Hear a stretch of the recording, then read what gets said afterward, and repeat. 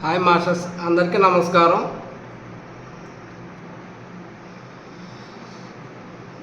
Babaji ధ్యానాశ్రమం YouTube ఛానల్లో ఈ రోజు నుంచి మనం మీ జీవితం మీ చేతుల్లో పుస్తకంలో జ్ఞానాన్ని పార్ట్లుగా తెలుసుకుందాము. పార్ట్ 1లో ఈరోజు మొదటి చాప్టర్ నా విశ్వాసం గురించి తెలుసుకుందాం.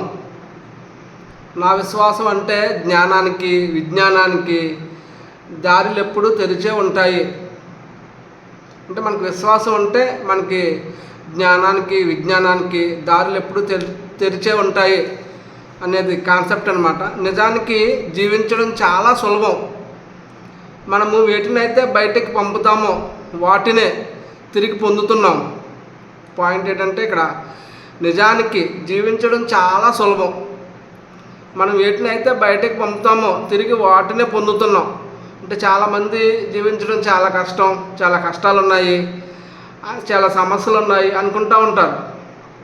కానీ మనం వేటినైతే బయటకు పంపుతామో అవే మనం తిరిగి పొందుతాం. ఇదొక కర్మ సిద్ధాంతంలో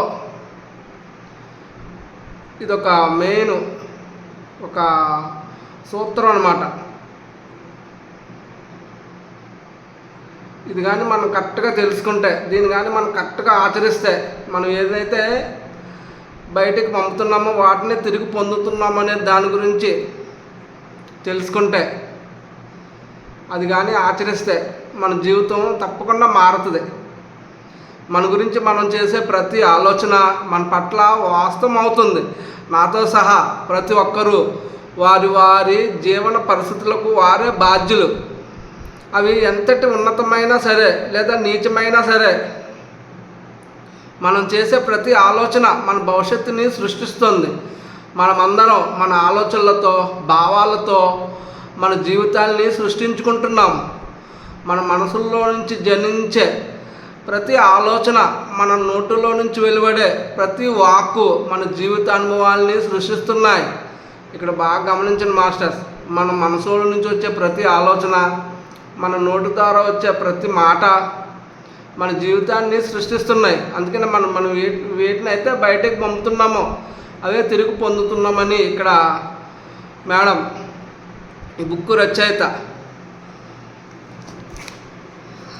లూయిస్ ఎల్హే మేడం తెలియజేస్తూ ఉన్నారు. మన పరిస్థితులను మనమే సృష్టించుకుని మన నిరాశ నిస్పృహలకు ఇతరులను నిందిస్తూ మన శక్తిని కోల్పోతున్నాం. ఏ వ్యక్తి కానీ ఏ ప్రదేశం కానీ మనల్ని ప్రభావితం చేయలేవు. ఎందుకంటే మన మనసుల్లో ఆలోచనలు చేసేది నిశ్చయంగా మనమే కాబట్టి, మన మనసుల్లో శాంతిని, సామరస్యాన్ని, మరి సమతుల్యాన్ని సృష్టించుకుంటే వీటినే మన జీవితాల్లో దర్శించవచ్చు.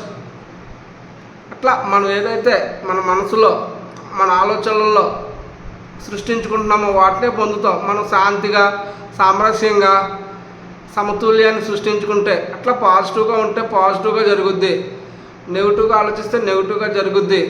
ఉదాహరణకి మనకు మేడం చెప్తున్నారు, ఎవరు ఎప్పుడు నాకు సహకరించరు అనేది నెగిటివ్ వర్డ్. ఇది మనం అనుకుంటూ ఉంటాం, మనం ఆలోచిస్తూ ఉంటాం, ఎవరు ఎప్పుడు నాకు సహకరించరు, అలాగే మనకు జరుగుద్ది.